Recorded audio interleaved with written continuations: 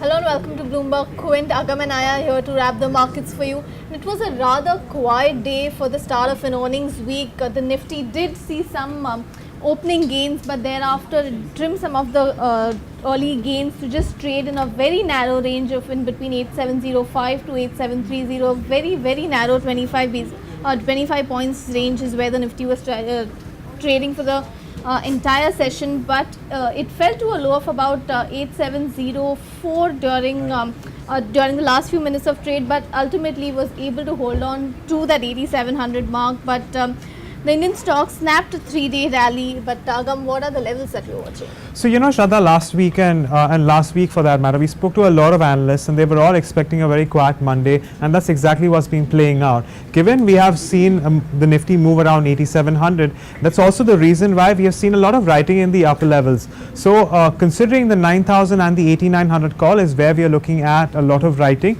and that's very apparent. That's apparent in here, as you can see in the open interest chart.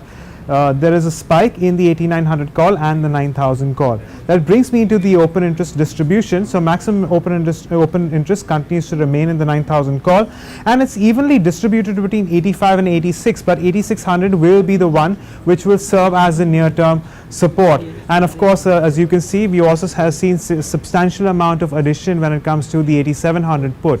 But for now, we're looking at a 300 point range. This of course will change substantially. Remember that we are looking at a 2-day break, and after which we will see a flurry of earnings coming in, which will most potentially move the markets. But on the back of expectations, are there any stocks in the Nifty which are already moving right now, Shraddha? Agam, given the fact that we just have your IT majors, TCS and Infosys this time around, those are some of the stocks that we should keep an eye out for. RIL also is on Friday, so those three names is something that we should keep an eye out for. But I'll just start with the sectors, just give a brief about how some of the sectors did.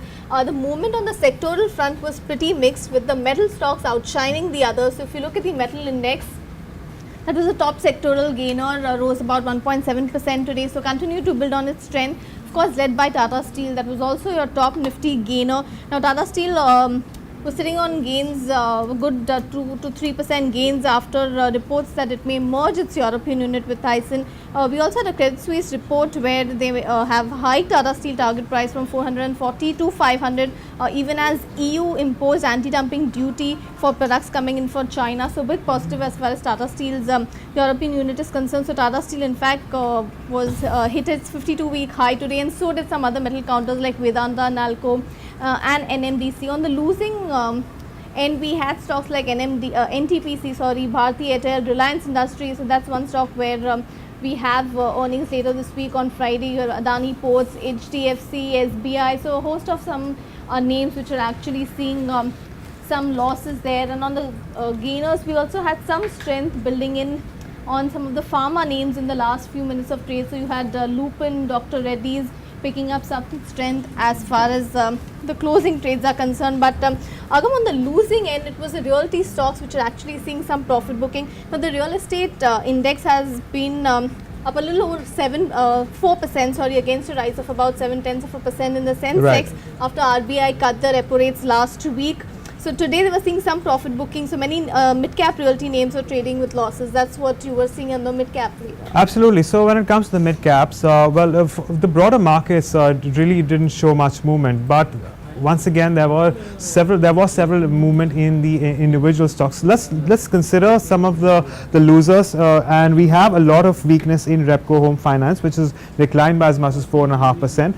Following that, we have Magma FinCorp, Prestige Estates, as Shraddha was mentioning, from the realty pack, as well as Jayaprakash Power Ventures and Future Lifestyles, all losing well over 3% in today's day of trade. But it is the gainers which have actually taken all the focus away, and we have Aban Offshore standing out here, gaining 13.4%, followed by Ballarpur Industries, and this is the second day counting where we've had good strength coming in Ballarpur. 8K Miles, PC Jeweler and Nalco as well, gaining well over 6% in today's day of trade. Of course, we are going to be keeping Nalco, Moil as well as NMDC in mind, because this is where the government has announced that they will be looking to raise funds by selling stake in these companies by the end of this financial year. So on the back of which we can expect a little bit of an up move in several of these counters. But that's as far as the losers and the gainers go in the mid cap. What are we keeping an eye on? Of course, we're looking at several very important earnings.